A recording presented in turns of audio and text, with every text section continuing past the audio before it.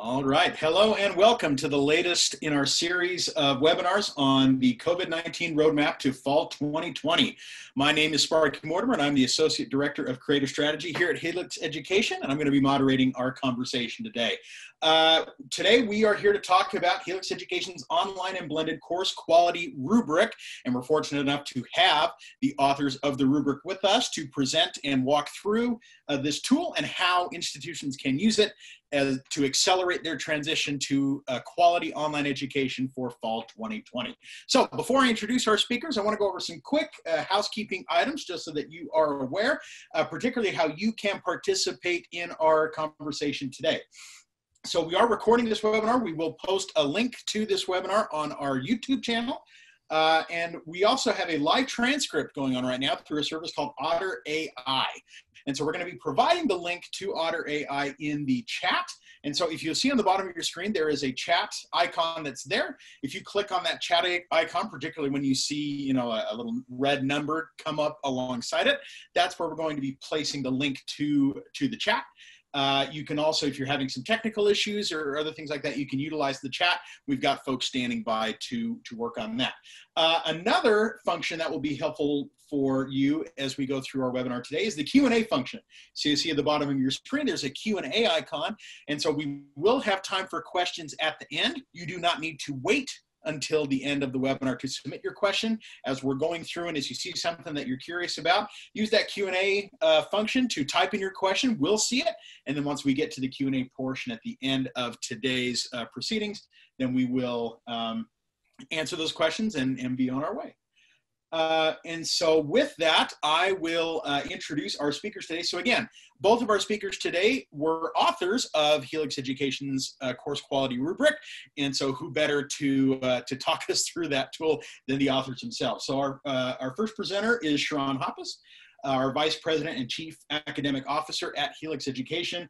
You'll see their decades of experience in all sorts of roles in higher education related to student affairs, enrollment management, academic administration, accreditation, peer reviewer. So Cherron has multifaceted, multi-layered experience that has helped inform and shape this course quality rubric, along with many of the other tools that our academic services team uses to help institutions to deliver a quality online learning experience. Before Cherron joined Helix, she was Dean of Undergraduate Programs at Golden Gate University. So Cherron, welcome. And joining Cherron today, we have Emily Wood, who is our Director of Instructional Design at Helix Education. And so, as you can see there, Emily has a dozen years of experience in higher ed.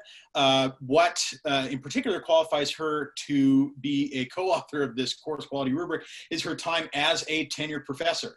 And so this is someone who is not just on the outside looking in. This is someone who had an active tenured professorship, and so brings that expertise along with other roles in terms of faculty development, librarianship, learning support, instructional design. All of those experiences combined together along with Cherron's decades of experience and are manifest in this course quality rubric. And so once again, if you joined us just in the last minute or so, we're going to be providing a link to the transcript in the chat feature. And if you're having technical issues, you can use the chat function to make us aware of those, and we can do our best on our part. And then there's the Q&A function as well on the bottom of the screen. If you have a question along the way, use that Q&A function to type in your question, submit it, and then we will have time for Q&A at the end. And so with that, I'm going to turn the time over to Cherron to get us started on our goals for today's conversation. Cherron, take it away. Sparky, thank you so much for that lovely introduction. Emily and I are thrilled to talk about a tool that's near and dear to our hearts, and we're excited to be able to share it with the higher ed community as we look to this not so new normal. So first of all, we'd like to set some goals for today, what you can expect to have happen. We're going to, of course, introduce that quality rubric to you. We also want to talk about a prioritization strategy. What's the best way to use it at your institution as you're thinking about fall 2020? And then finally, how can you use this tool to really support a sustainable model for continuous improvement for online and blended learning as we move forward? Doing that, we're going to follow a discussion guide. We'll talk a little bit about the circumstances. I don't think anybody's surprised by it, but it certainly is important to set some context. And then Emily's going to talk with us about quality assurance. That's really moving us into that conversation around the rubric, why we put it together and how we can use it. I'll want to share with you all the 4 pillars of quality online education that Helix Education has developed and want to share with everyone. And then, of course, talk with you a little bit about Helix can help you during this process. So thank you again for joining us, and we look forward to this conversation. So first, our unprecedented circumstances. After nearly 30 years in higher education, working in different institutional types around the country, I would have never thought that we were at this point. And that point is where our conversation is about just about every student, over 24 million of them, moving to what you might hear people refer to as online learning. But the reality of it is that institutions move so quickly in such a short period of time that really what we're dealing with is remote or emergency remote teaching. This idea that it's okay to, in 48 hours, take essentially what you've been doing in the classroom, doing well, really engaging with your students, and moving it to a Zoom meeting is not anywhere what we would think about for effective online learning. Online learning is an amazing thing. I've been working with curriculum online since the late 1990s when I was at Golden Gate, and really know that it can make a difference for students and really be an engaging tool for students to learn. But it takes time, it takes intentionality, and it really takes a consideration of the design decisions that are going to go into the experience for the student, and that doesn't happen overnight. So our friends at Phil on EdTech put together this great graphic, and I think really what it does is helps us to understand that we were kind of in what we expected to be. Some folks were doing fully online, lots and lots of instruction happening in person, and then bam. February hit, and in a matter of days, we were moving all of our curriculum from an on-ground experience to some kind of tech-supported at a distance learning environment. And now as we go into phase 2, we're really at a place where we're trying to take stock. And part of taking stock in that is really trying to figure out what's the priority in terms of as we look forward. Are we going to be able to come back together on campus? Do we need to be better equipped for online? And that's going to move us into that fall term, that sense of instability and what we're going to do. And then moving into phase 4, what do we really need to think about in terms of learning technology and our design structures to help us be best prepared and to really have quality online learning experiences when the unheard of happens at our institutions? So I was asked a couple of weeks ago, what if we're all together in the fall? What if there aren't any issues? What if we're able to come back together and have learning experiences like we always have? I think the reality of it is that regardless of what decisions are made about the educational model for fall 2020 and beyond, I think the truth of what we've experienced in this is that in a crisis contingency planning environment, we absolutely need to be better prepared. Our colleagues at institutions on the Eastern Seaboard and in the Gulf Coast that dealt with Hurricane Sandy and those big storms that have hit in recent years, they were actually significantly more prepared for this because they already understood what it meant to have their educational plans completely disruptive. And we know from experience and from feedback, both from faculty and students, that a teleconference-driven instruction is not quality online learning. It works, and it was great in a pinch, and it has a place within some consideration of synchronous learning moving forward. But the reality of it is that that's not the answer. When you think about time differences for students, you think about bandwidth concerns. Even today, in my own home, we had to make a decision about who could be on this call this afternoon with both of my husband and I working from home today. Those are decisions that families are having to make every day in regards to the kind of hardware they might have access to. So really thinking about asynchronous quality learning experiences that might have some supplemental ways to connect synchronously are going to be something of our future, whether we're really prepared for it or not. So now I want to turn it over to Emily and let her share with us our position around quality assurance and our strategies that we would recommend for institutions as they're looking to move from this emergency remote teaching environment to really quality online experiences. Emily. Thank you, Cherron. And I'd really like to start out by giving some context about the Helix Education course quality rubric and how it was developed. So Sparky is right that we developed it, and Cherron and I were authors, but we were not the only ones. And this was actually developed by a team of our academic services folks, which include instructional designers. All of our instructional designers have extensive experience teaching online within higher education, teaching face-to-face as well, so they get the realities of what that looks like in a classroom and what quality learning can look like.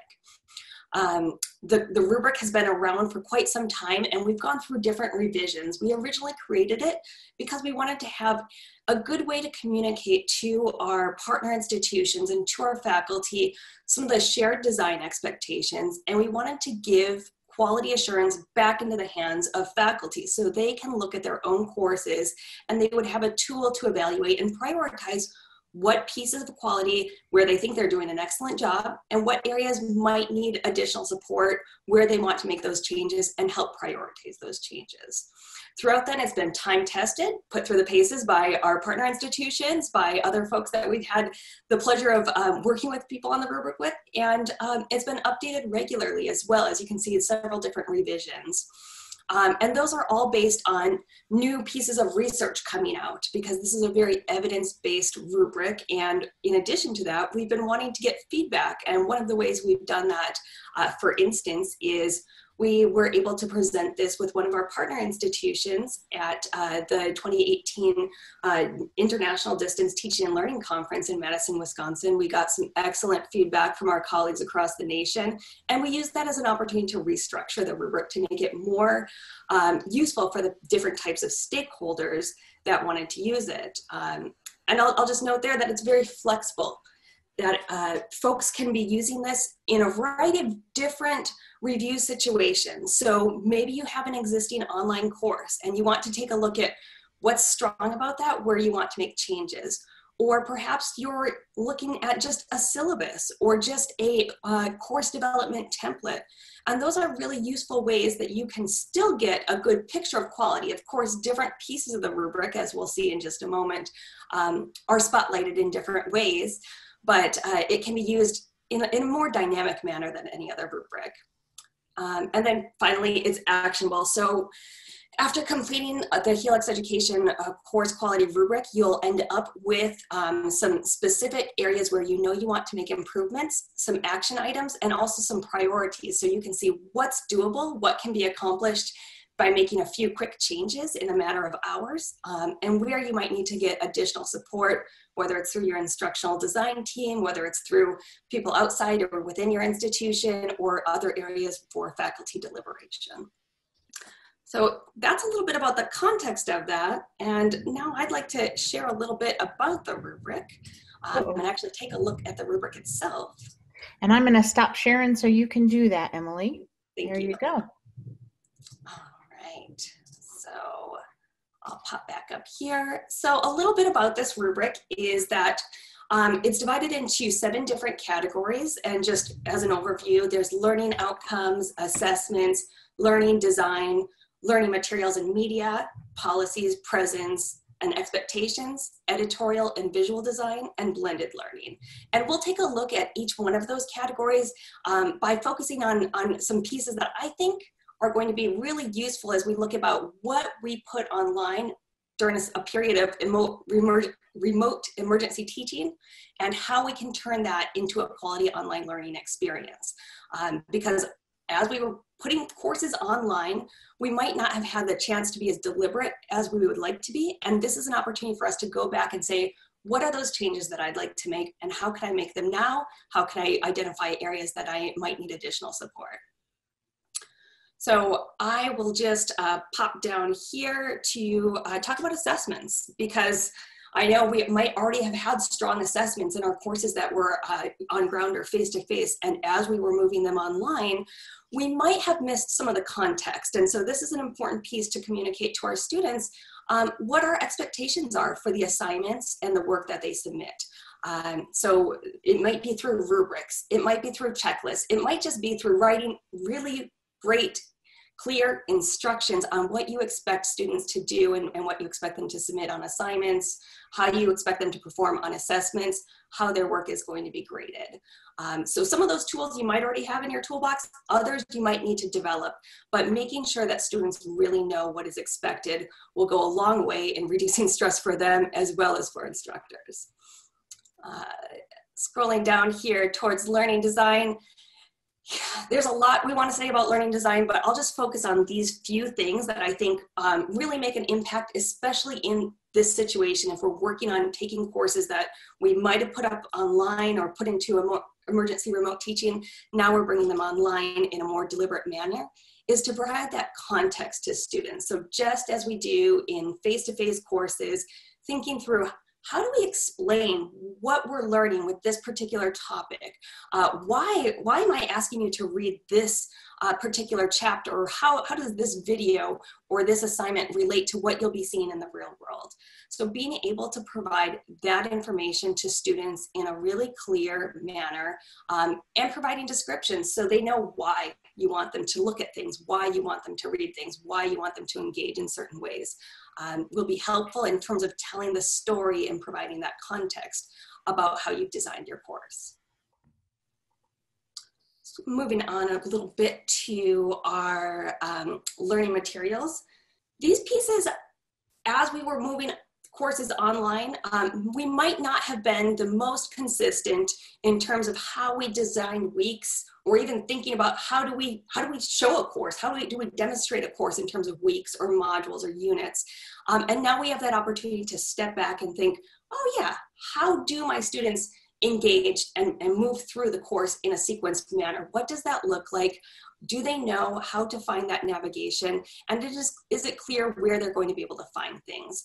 So really looking for a design that supports consistency across those weeks. So that's less confusion, less points of frustration for students, and less emails or questions from students about where to find things within a course, which is helpful for everybody.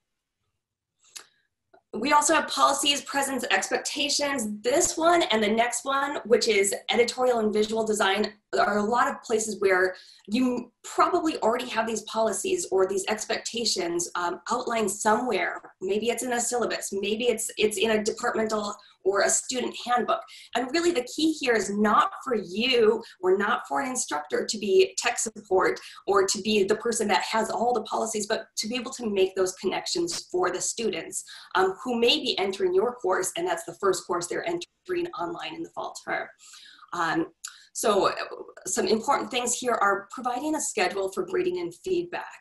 So students know, and it's a real clear understanding of how frequently they're going to be getting feedback on assignments, when they should expect that, when they, what type of format that feedback is going to be in, and how that really factors into the overall assessment strategy for the course. So that's something that is really useful and important to provide. And I would say across the department, important to have some consistency conversations about what is a reasonable response time and how can we communicate that to our students in a clear and consistent manner. And I'll just kind of wrap up here with these last two, editorial and visual design. I think really focusing on, is that course layout easy to navigate? And this is an area where it helps to have somebody else's eyes on it. This is why the rubric can be used in a variety of different contexts. It can be used individually by the faculty member or by an instructional designer who might have had a hand in creating the course. It can also be used for peer reviews and reviews by teams.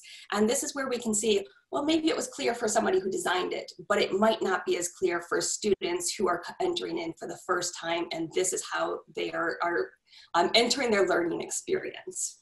I also say, as we were moving things online, a lot of times we might have just put up scanned documents, we might have had whatever our handouts were going online. Now is our opportunity to step back and say, how can we organize this in a more clear manner? And how can we show students what we want them to see? How can we really make that information that we're presenting and what we want them to focus on for their learning, how can we make that work in a web an online situation. And so thinking about how you're presenting information on a page, how you're presenting information in terms of meeting accessibility standards as well is also something that this rubric does a good job at. I don't want to gloss over that we have a lot of universal design for learning pieces here, because certainly we have a lot of information about how to meet ADA compliance and how to make documents accessible, as well as how to provide for a variety of different ways for students to access materials,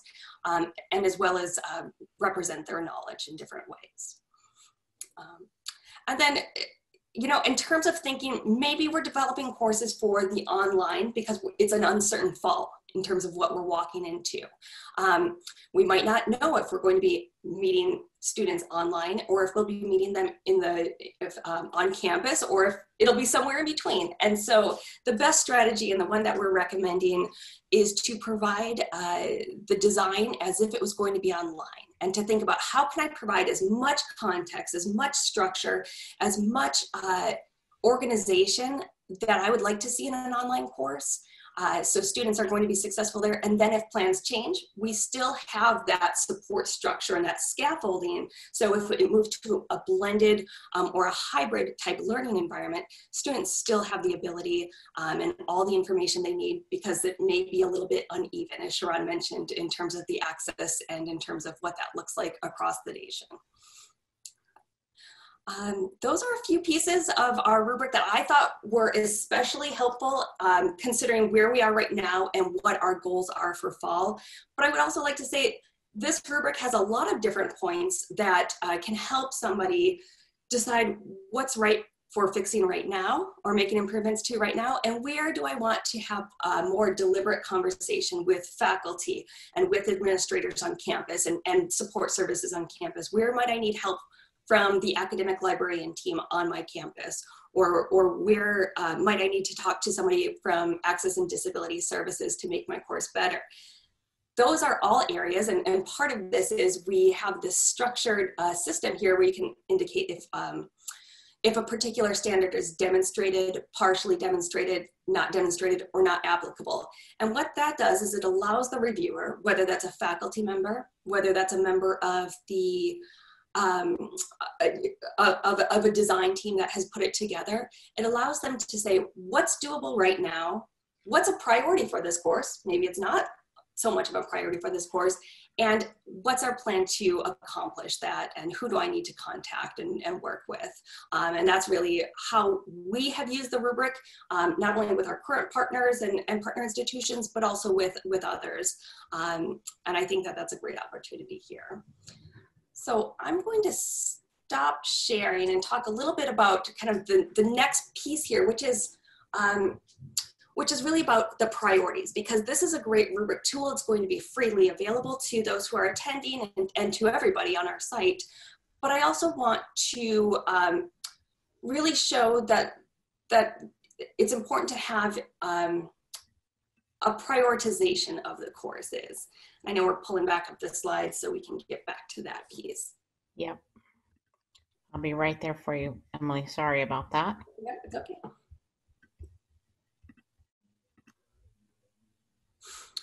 And as she's pulling that up, speaking about priorities, it's the idea is that we would love for everybody to take this rubric and to apply it to all their courses, whether it's one that were moved into emergency remote teaching, or whether it's ones that were maybe online to begin with, or ones that we know we're going to need to move online as part of our contingency plan. The idea there is, although we would love everybody to have it, really the most responsible thing we can do right now is to have a prioritization effort. So we are not spreading ourselves thin. We're really concentrating efforts on the areas where it's going to make the biggest impact. In terms of programs. Zoom is not cooperating to share. Here we go. I couldn't find my screen. No problem. There we go.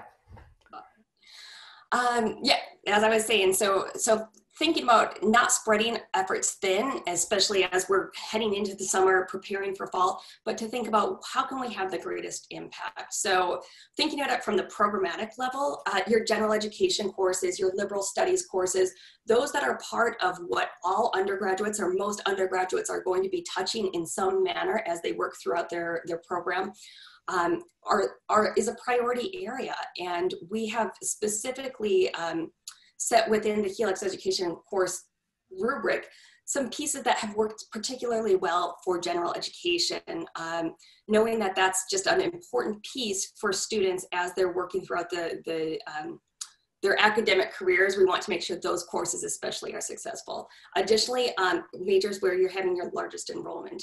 But moving down to the course level, what we want to really focus our efforts on are, again, thinking just as we were with programs, where are the places where we know students are going to be in the fall, and where we want to be ready for them as the courses will be online. We also, just as we were thinking about at the program level, thinking about what courses are going to have the greatest impact are the ones that serve the largest number of students.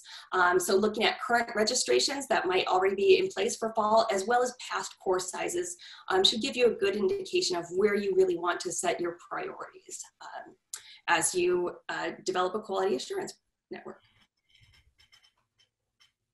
And oh, thank you. And so part of this is, as you work through quality assurance, a scattershot approach is not as effective. So really what I'm recommending, and what Helix Education is recommending, is to develop a master course shell strategy. And what that looks like is, rather than trying to make all these improvements and all these updates and fixing all these links within half a dozen or more different sections of the same course, it's to find a common, consistent agreement and to have a master course template, which is where these key changes, where the curriculum is laid out, and where the adjustments can be made. And it's okay if it's a little scaled back and not as detailed as every single faculty member would like, because that's really the beauty of a master course shell, is that it's flexible, that it can be used across different terms, as well as across different instructors who may be teaching for different sections. And moving on to kind of personalization, so faculty will have the opportunity to personalize from that master course shell. There'll be a teaching shell specifically for that term in which they're teaching. And that's really where we want to provide a lot of time prior to the start of fall, or quite frankly, prior to the start of any term. So faculty can go in and add those pieces that show their faculty presence, that show their expertise, that position them as the instructor who's going to be active and engaged in the course. As well as to update policies that might be specific to that particular instructor, if that's part of your institution, and to make sure that the dates for the term are up to date and really reflect what students are going to be seeing within the fall 2020 term. And then finally, we have our master course shell strategy in place, and we've made our improvements based on the Helix course quality improvement rubric. What we'll be looking for now is, how can we keep this momentum going and keep this quality assurance ongoing in the future? And with that, we'll be really looking for a feedback loop. So how can faculty communicate different types of fixes that need to happen? There's the short-term fixes. Who can they contact, or where can they submit information when they notice that there's a broken link, or if there's a textbook that needs to get updated, or if something's not quite working? That should be an easy fix, and maybe somebody within your technical department can help you with that. The important part is that those updates are being made to the master shell, so then the next time it's ready to be taught, it will be out, those updates have been made in one place. But also to identify long-term fixes and long-term ways to improve the course. So these are ones that are admittedly going to take time and may not be realistic to accomplish within one term. Maybe there are things that you, as I mentioned before, you might need the assistance of another academic support unit on campus, or of another learning resources, accessibility services to help with. there are also places where you might need to have departmental conversations, and we want to make sure that there's a space for those in the master course shell strategy, that faculty can get together, whether it's at department meetings, whether it's for individual courses led by a faculty course champion, where they can talk about making those updates and what everybody who teaches, how they can contribute to a vision for that master course shell. And that's, that kind of brings us to our top 5 to-dos. And as you can see here, as we mentioned, the rubric is going to be available. It already is available to you from this website. So you can go down there, you can download this Helix Education Course Quality Rubric. I know there's some other tools that are already on there as well, and more tools to come, I think, in the coming weeks, which Cherron will talk about in just a moment. As I mentioned earlier, beginning your prioritization process, thinking about what courses, both at the program level and at the course level, you need to really focus on to be successful for fall 2020. Deploying those rubrics to those courses specifically, and as noted, this can be done with teams, this can be done with individual faculty taking a look, but having some sort of plan in place for how those rubrics are going to be used and how they're going to be, those improvements will be made. Part of that involves the prioritization of the short and the long-term improvement opportunities. And then finally, and last but not least, we really encourage you to reach out. Cherron, myself, the rest of the academic services team, we love talking about this rubric. We love talking about quality assurance and online education. And if you download the rubric, you have questions, you try it out, maybe you're getting stuck somewhere, please do not hesitate to reach out to us or to others on the Helix education team, so we can really make sure you're getting your questions answered and that you're getting the impact that you want to see with this rubric. Emily, thank you so much. And, you know, as Emily mentioned, our New Futures website, we have really curated a number of things related to what we're calling the 4 pillars to transition a quality online education experience. And we wanted this to be comprehensive because we know that the student experience is multidimensional as well. So you're going to see everything from some strategies for institutional online readiness. Last week, I talked a little bit about a rubric that we have that allows you to kind of assess across policy, practice, operations, the kinds of things that you need to be thinking about to have a more online environment for students in case they can't be on campus. And then, of course, our conversation today around online teaching and learning. We also have some tools and some great rubrics and templates that talk about the online student experience and engagement. And finally, particularly for those of you that are working deeply with more traditional students, right now is an important time to keep connected with students and parents to be able to level set their expectations of what the experience is going to be in the fall and to keep them focused on the most important thing, which is pursuing, persisting, and completing their post-secondary education experience in a way that keeps them moving forward. So all of these things are available, and it's all part of how Helix wants to try to help institutions during this time. We've had 30 plus years of experience in helping institutions create quality online education experiences. And this is from the front end marketing experience, navigating channels, in media purchases, all of those things, all the way through to success coaching for persisting students, our work in academic services, and getting students to graduation with a very high quality experience. In those 30 years, we've experienced a lot of bumps and bruises, tried some things that didn't work, tried some things that have been very, very successful. And we want to bring those to the higher ed community. Let you all take advantage of the experiences that we've had in this space.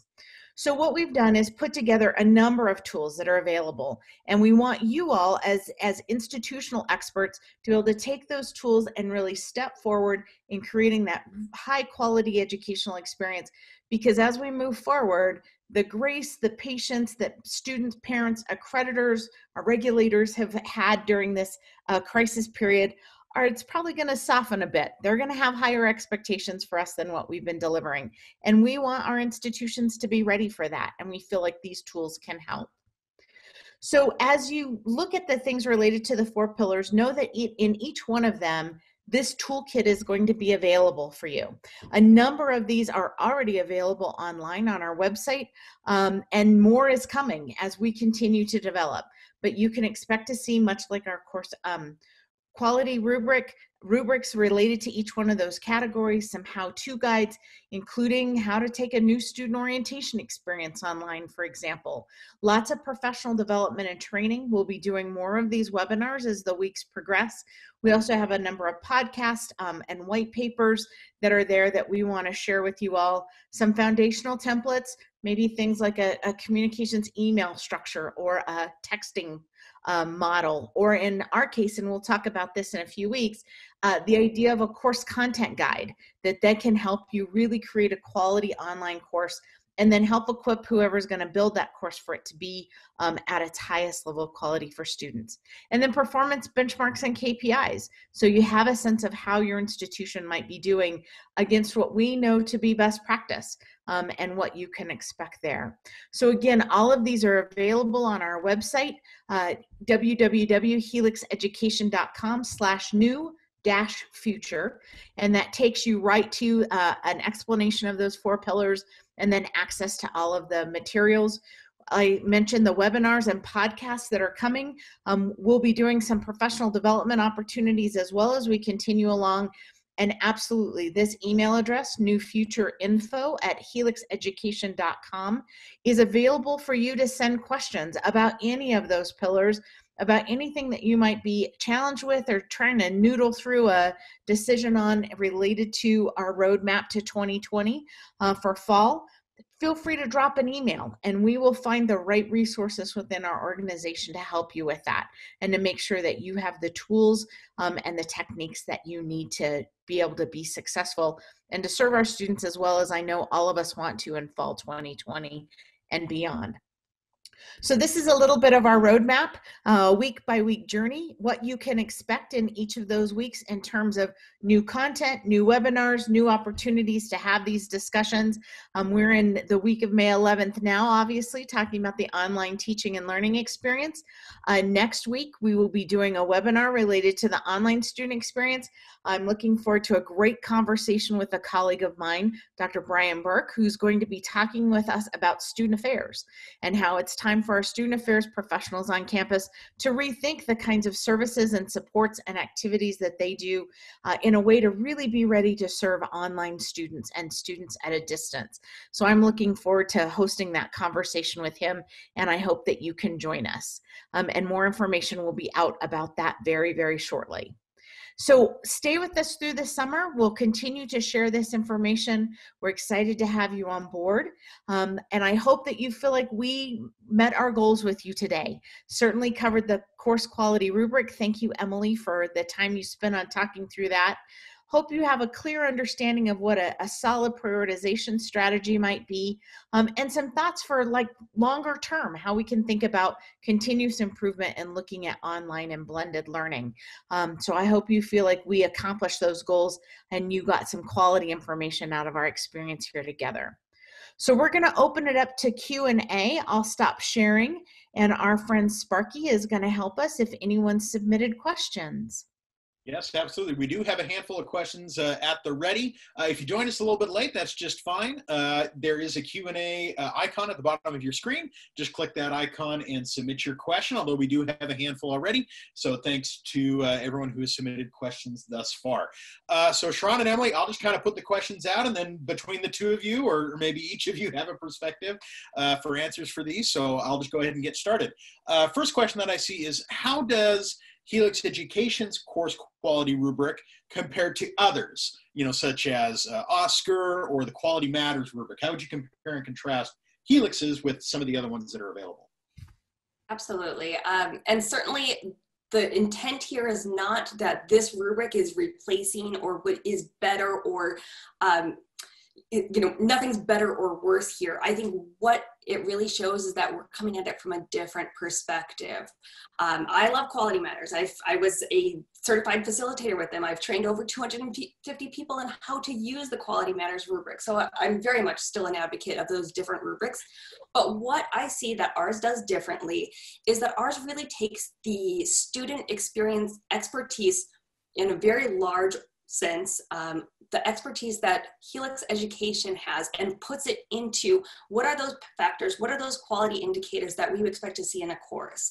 And as an example, we have lots of experience with coaching, success coaching students. We know a lot about enrollment, retention, persistence, and that has helped us to know what's going to be the frustration points for students, what's going to be the points where they feel less engaged throughout a program or less engaged with a course. What type of feedback have we gotten?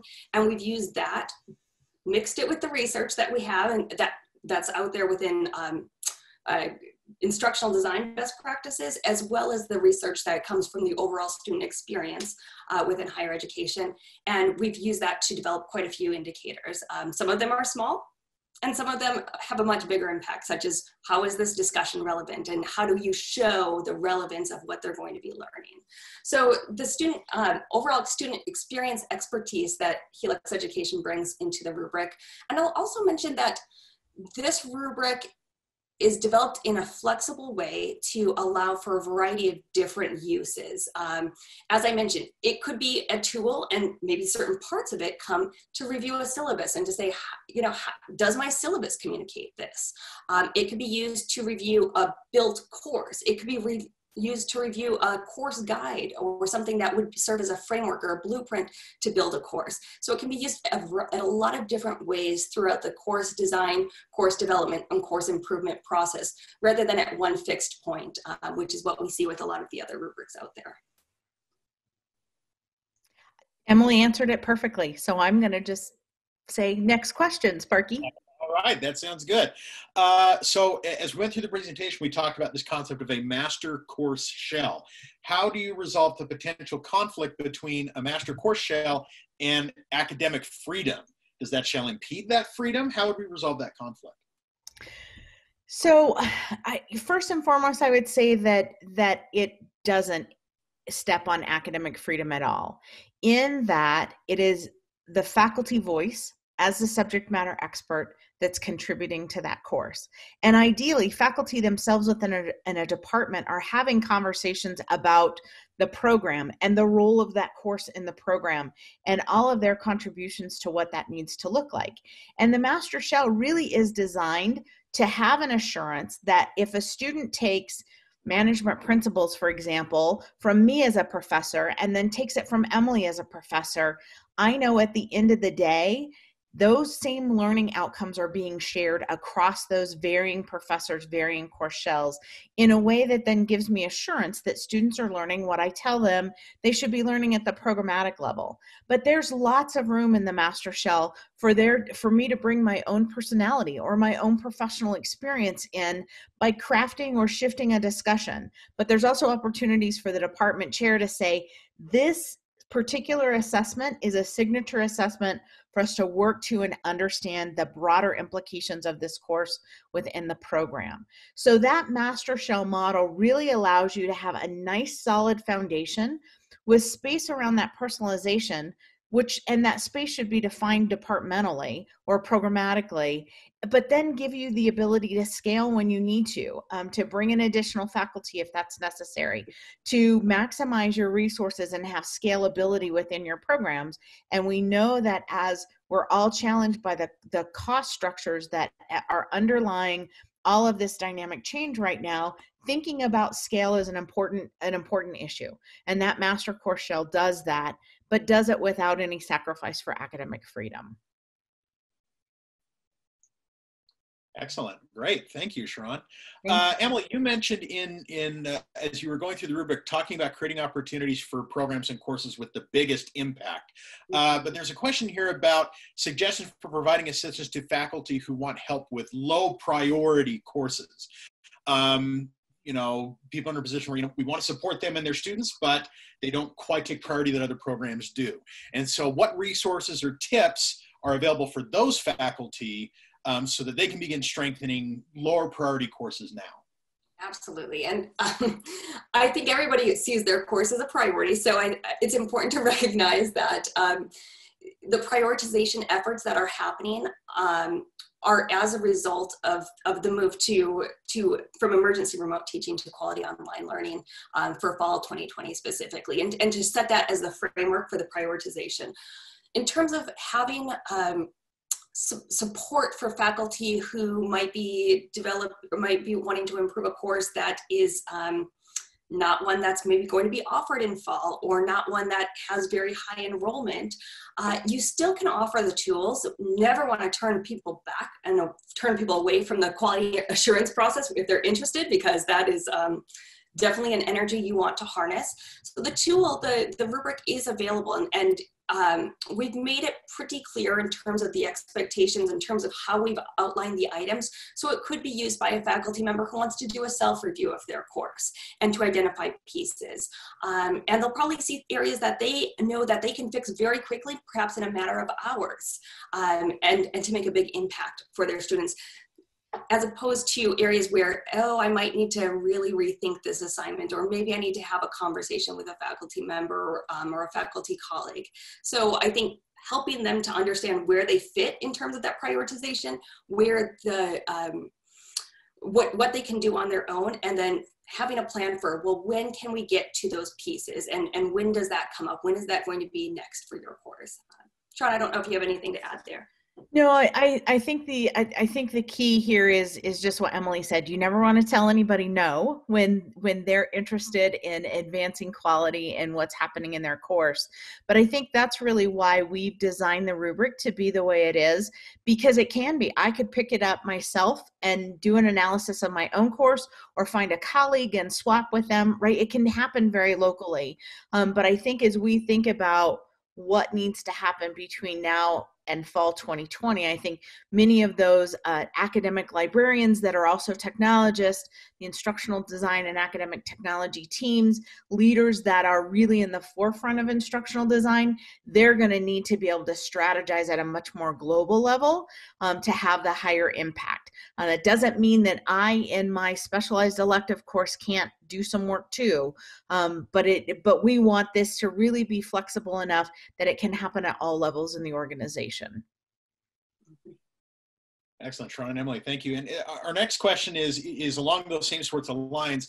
Obviously, institutions, there are many institutions that will have a large number of courses to redevelop or revise as part of this transition. And so there's a thought of implementing a team approach to using the rubric. But this question says, I'm concerned that faculty who teach within the same subject will get caught up in the details of the course, what's included, excluded, et cetera, rather than focusing on overall content and structure. So how would you, what advice would you have in that situation? Sure. And I think, as we think about taking a team-based approach to doing reviews using the rubric, thinking about the composition of the team becomes especially important, because you certainly don't want a team of just two people who are from the same discipline, and that's it, because they might have disagreements in terms of what the priorities are or how to best approach something. Adding that opportunity to have somebody bring in that outside perspective. And that doesn't necessarily need to be another faculty member. That could be an instructional designer. Cherron made a good point. It could be a technologist, an academic librarian. It could be somebody that may be a really good student support services colleague taking a look. That usually diffuses that focus on trying to fix or make improvements or change discipline-specific things to how can we make this better overall, refocusing it and reframing it on the student experience and what will the students experience in this course. But also recognizing that if it brings up passionate conversations, and if it brings up great points or disagreements about what belongs in this particular course, I certainly don't want those to be shut down, but I think that recognizing that there's a time and a place for those, and perhaps having a larger departmental discussion, seeing where that fits into maybe a curriculum committee might be a better place, and redirecting that energy there rather than on the quality improvement process.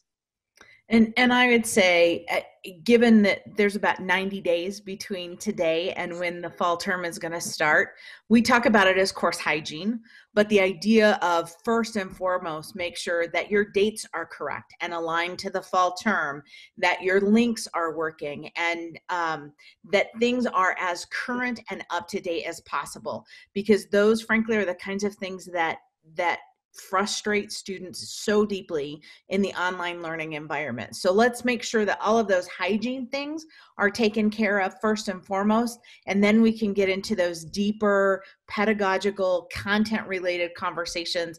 And we want those, right? Anytime we can get faculty to sit down with one another and really engage around the meaning and the value of the course and the program, that's when those things improve exponentially.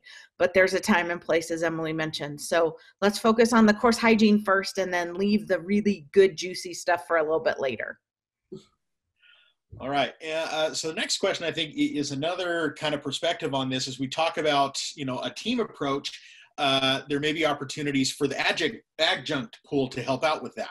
And so this one's kind of a two-parter. A, would you recommend using this group? And then B, if so, how would they be compensated, especially given the new kind of financial constraints or situation that institutions may find themselves in? The culture around adjunct faculty is really institutional individually, right? It's really about how adjuncts are used first and foremost, to what percentage of courses are being taught by them, how it may or may not fit into the mission of the institution. All of those things need to be considered when you're thinking about the role that adjuncts are going to play in this. I think first and foremost, anybody who teaches the course needs to be a part of that feedback loop that we talked about, right? If you've had a chance to get your hands inside of any online course in a way that you know what's working and what's not, or is there a discussion question that students aren't responding to, we need that voice to make sure that course gets improved. And so certainly adjunct should be a part of that. I would say without question, if you're talking about deeper work from adjuncts to actually engage and invest time in the improvement of these courses, or even making the fixes themselves, it is imperative that they be somehow rewarded for that investment. And each institution has to determine what they can within their own resources. But the reality of it is that is an additional workload on top of teaching the course. So if your stipend and your adjunct contract only addresses that teaching time, then you need to be thinking about how to expand that. All right. Excellent. Thank you, Cherron. We've got time for a couple more questions. And so if you haven't submitted one already, use that Q&A function to do so, but we do have time for a couple more. We've got a couple different questions about kind of anticipating faculty concerns or maybe a little bit of pushback. So this first one, I'll just read it. It says, we have faculty who have been teaching online for many years now, and they believe they know what they're doing when it comes to developing and building an online course, which not only affects their own courses, but courses they may offer to help with. After seeing the rubric, I don't believe their courses will demonstrate most of the line items that are outlined in it. And so what would you suggest in that scenario? And this is actually from practical experience. So when I was serving as dean at Golden Gate University, those were parts of the conversations that just had to happen. And one of the ways that I found to have an effective conversation with faculty who might have a different opinion about what quality is in the online space is to find an example of a real pillar of what represents quality in terms of whatever standard your institution is going to use. Hopefully it's our rubric for that. And show them that within the context of the rubric, and then create some conversation about, so I'd love to hear how you might approach discussion questions, or what does that look like, to get them to begin to vocalize and say, that's interesting, because we see here that there's a return prompt for what your responses would be. And we know that students are engaging. How are your students engaging? It takes time to have those conversations, but it's well worth it to begin to shift the culture around it. Emily, I'd love to hear from you and your experience in creating a Center for Teaching and Learning Excellence. What were some of the ways you managed that? Absolutely. And I think part of this is a recognition that there's a lot of different ways to meet a certain quality indicator that is on the rubric. If we're kind of focused on the line item pieces of it, first and foremost, those provide some really specifics in terms of things that we have conversations about quite often, assessment. Well, let's get more focused on that. And so here's some different items. So if folks are looking at their courses, or if you're helping them look at their courses and finding that that's maybe some pieces that aren't met, I agree with Cherron. Really having opportunities for them to provide experience on how they've done it, and then to contrast that with other ways to do it. I would also say, especially as we're thinking about what can happen between now and summer, finding folks that are game to think of things in different ways and to really engage them. They don't have to be the only ones that are involved, because certainly this is going to take a village, but for them to be the cheerleaders and the advocates to be able to say, oh, well, maybe there's many different ways that we can get there, and it doesn't have to be the way I've always done it. And I will say, as instructional designers, Emily and I and the whole team spends hours each week working with faculty from across the country. And there are just some times that you figure out it's not worth the fight, right? Find the small wins where you can. And then sometimes you just have to let things go, because on this go around, you're not going to get any movement, but maybe you can in the next go around. All right. So for our last question, I think this is really related to what we were just talking about. In this question, it talks about, a skilled instructor knows what they want their students to get out of the course. And so course and weekly outcome writing could be seen as jumping through unnecessary hoops.